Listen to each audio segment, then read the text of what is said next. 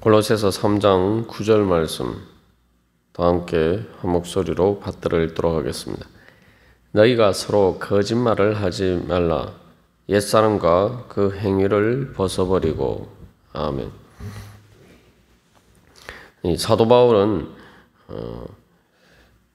땅에 있는 지체를 죽이고 또 모든 악한 것을 벗어버리라. 또 거짓말을 하지 말라고 하면서 그 이유에 대해서 옛사람과 그 행위를 벗어버렸기 때문이다.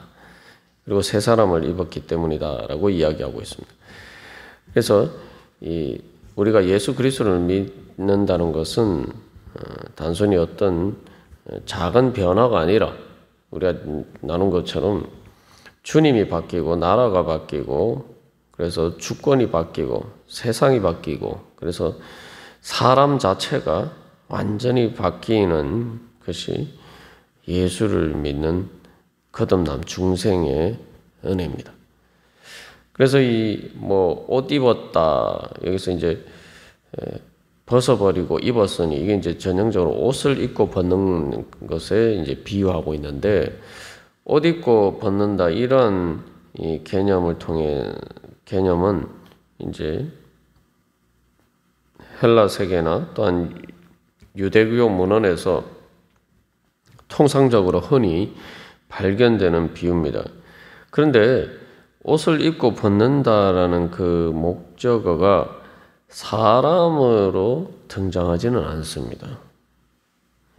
다른 덕목이나 여기서 악덕이나 이런 것들의 그 대상이 되긴 하지만 사람 자체가 그 목적으로 쓰이는 경우는 그 헬라 세계나 또 유대교 문서에서 발견되지 않습니다. 다시 말하면은 그래서 사도 바울이 전하고 있는 이 복음을 통한 변화는 단순히 어떤 것을 단순히 악덕의 덕목을 버리고 그런 차원이 아니라 우리가 그렇게 될 수 있는 것은 완전히 내 사람 자체가 완전히 이제 바뀌었다는 거죠. 그래서 어떻게 사람을 벗어버리고 입을 수 있느냐? 옛사람을 그래서 벗어버렸으니까 그 이제 더 이상 내가 그 사람을 입고 있지 않는 거죠. 그 사람이 아닌 거죠. 그게 그래서 옛사람이라고 하는 거예요. 그리고 새 사람이라고 하는 것은 말 그대로 이제 내가 입고 있는 사람, 그래서 지금 나를 이야기를 하죠. 완전 사람이 이제 바뀌었다. 그래서 어떻게 우리가 사람을 벗어버리고 사람을 입을 수가 있느냐 이렇게 생각할 수가 있어요. 그래서 요한복음 3장에서 니고데모가 예수님께 다와서 그 구원에 대한 질문을 했을 때 예수님이 물과 성령으로 거듭나지 아니하면은 하나님 나라에 들어갈 수 없다 이렇게 말씀하셨는데 그 니고데모가 어떻게 사람이 다시 태어날 수가 있느냐 다시 엄마 뱃속에 들어갔다 나오는 것처럼 그렇게 다시 태어날 수가 있느냐 이제 그런 이야기를 하죠.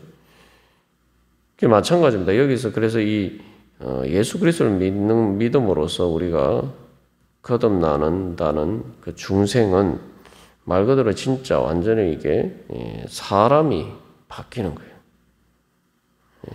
그래서 여기서 다시 한번 우리가 기억할 것은 이 옛사람이라고 할 때는 이게 지금 옛사람이 내 안에 남아있는 게 아니라 옛사람을 벗어버렸다는 거죠.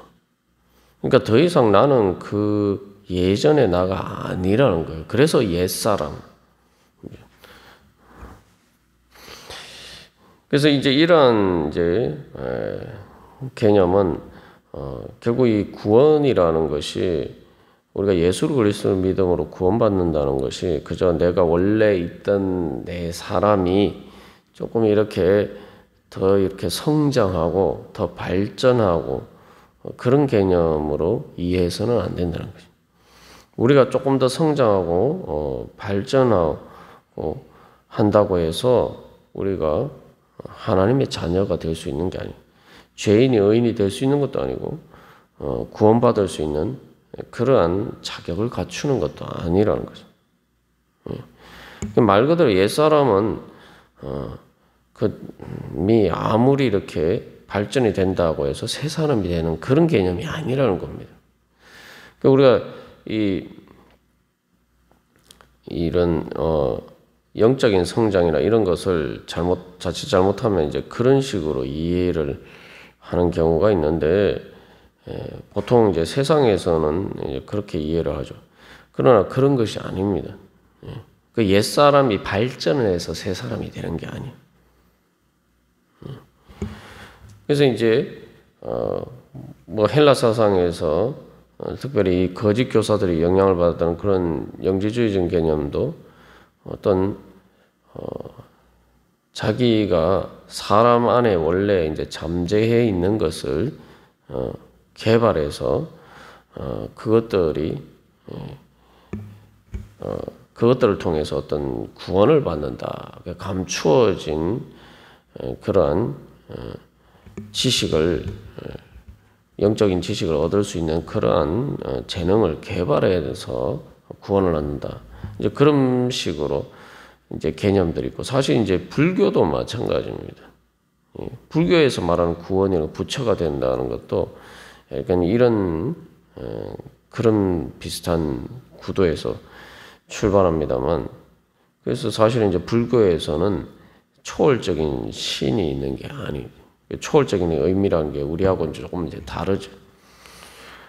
기독교에서는 그러나 예수를 믿고 우리가 구원받는 것은 내 안에 있는 어떤 잠재적인 능력을, 영적인 능력을 개발해서 내가 구원받는 게 아니에요. 말 그대로 이것은 하나님께서 새롭게 나를 창조해 주셔야 돼요.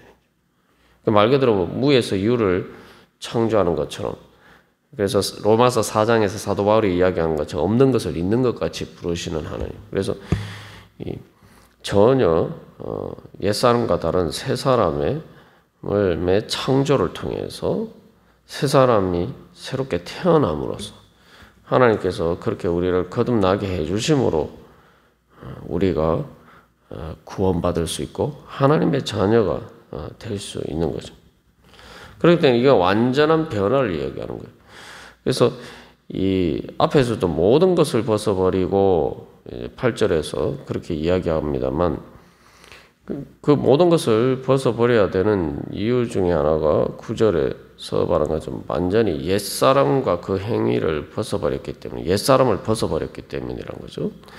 그래서 이 골로새서 2장에서도 손으로 하지 아니한 할례, 2장 11절에서 그리스도의 할례는 바로 그래서 육의 몸을 벗는 것이다 라고 하는데, 그거 이제 그런 의미와 관련해서 유대교에서 이제 행하는 할례처럼, 그 구약의 할례처럼 그것들이 상징적으로 어떤 몸의 표피를 일부 제거하는 것이 이제 할례죠. 그러한 것이 아니라 완전히 이제 그리스도의 할례, 이 거듭남은 바로 몸의 한 부분이 아니라 전 인격 전체를 완전히 다 벗어버리는 것이다 라는 거예요. 그래서 전체를 다 벗어버리기 때문에 단순히 어떤 사람은 그대로 있는데 그 어떤 행실들만 벗어버리는 게 아니고, 또한 그 행실들은 있는데 사람만 벗어버리는 것도 아니고, 말 그대로 옛사람과 그 행위를 다 벗어버렸다는 말이죠. 이런 완전한 변화를 가정할 때 우리가 아직도 그러한 옛사람의 그러한 행위들을 행하고 있다는 것은, 이것은 정말 이상한 일이 되는 거죠. 이게 내 정체성에 전혀 맞지 않는 거란 말이죠. 그래서 이것은 완전히 앞에서도 계속, 그래서 이제 세례의 비유도 마찬가지로 너희가 예수 그리스도와 함께 죽었고 장사되었고 라는 표현을 이제 사용하고 있는데, 이게 그래서 그 죽음이 보여주는 것처럼 완전히 극단적인, 다시 건너갈 수 없는, 넘을 수 없는 그러한 변화들을 보여주고 있습니다. 그 이스라엘 백성들이 애굽으로 돌아가려고 하지만 사실은 그들이 홍해를 다시 건너갈 수는 없어요. 그런 것처럼 완전한 이 변화를 이야기합니다. 쉽게 말하면은 내가 아직도 옛사람에 속한 어떤 행위들을 하고 있다면은 그것은 쉽게 죽은 시체를 붙들고 있는 것과 마찬가지인 거예요. 다른 말로 하면은 내가 다시 시체가 일어나서 죽었는데 죽은 상태에서 이렇게 돌아다니는 것처럼 보통 공포 영화에 나오는 결국 좀비와 같은 그러한 상태다. 우리가 그렇게 이해해요. 우리가 이제 그 옛사람에 속한 행위들을 할 때 그것은 뭐 단순히 쉽게 아주 그냥 이게 뭐 내 자신이다 이렇게 생각하고 내 자신인 것처럼, 그래서 뭐 이것을 벗어버리기 어렵다 이렇게 생각하는데, 그것은 전혀 예수를 제대로 믿고 있는 게 아니라는 거죠.